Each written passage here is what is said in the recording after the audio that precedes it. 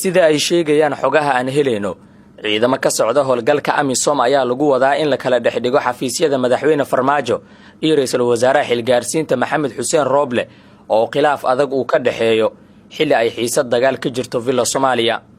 madaxtooyada ayaa waxaa isku horfadhiyay ciidamo kala taabacsan madaxweyne Farmaajo iyo Rooble wixii ka dambeeyay dhacdadii 27 Diseembar ee lagu tilmaamay isku day afgambi markaasi oo kadib Rooble uu keensaday ciidan dheeraad ah oo suga amnigiisa.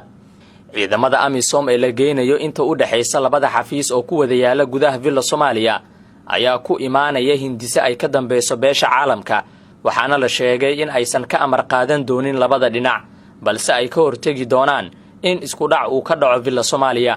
Villa Soomaaliya ayaa waxa horay u joogay ciidamo AMISOM ah oo suga amniga madaxtooyada balse waxaa lagu xoojinayaa ciidamo dheeraad ah oo xiisada kala dhexgala. xogta aan helayno ayaa intaasi ku daraysa in la dejin doono ciidan ka socday xafiiska madaxweyne Farmaajo oo qoryo iyo hub culus la fuulay dusha sare ee hanbiyood ku yaala gudaha madaxtooyada halka qaybaha sare ee xafiiska Rooble laga dejinayo ciidan kale oo difaac uga jira. xaaladda madaxtooyada ayaa u muuqata mid qarka u saaran gacan ka hadal. ra'iisul wasaaraha xilgaarsiinta Maxamed Xuseen Rooble iyo laba ka mid ah wasiirada taabacsan oo iyagana degan xeyndaabka waxay soo xareysteen hub iyo ciidan xoog leh. wasiirka gaashaandhiga Cabduqaadir Maxamed Nuur Jaamac ayaa horay u deganaa xeyndaabka Villa Soomaaliya balse waxaa toddobaadkan ku soo biiray oo soo degay wasiirka amniga Cabdullaahi Maxamed Nuur waxayna hooy ka dhigteen guryo u dhow xafiiska ra'iisul wasaaraha. labada wasiir ayaana la sheegay in ciidan xoog leh ay wataan.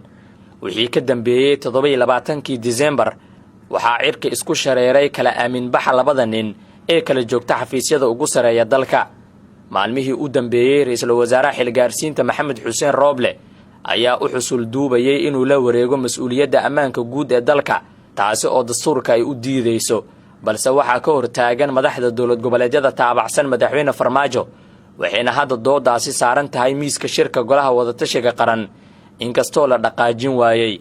dooda Rooble ee ah inuu madaxweyne Farmaajo laga wareejiyo mas'uuliyadda ammaanka dalka ayaa hadda u muuqata mid sii dhimanaysa waxaana qodobkan aad looga dooday maalmihii la soo dhaafay iyadoo qodobkaasi uu noqday mid halis geliyay guud ahaan shirka. ilaa haddana lama soo tabin wax isfaham ah oo ay madaxda maamul goboleedyada iyo Maxamed Xuseen Rooble gaareen.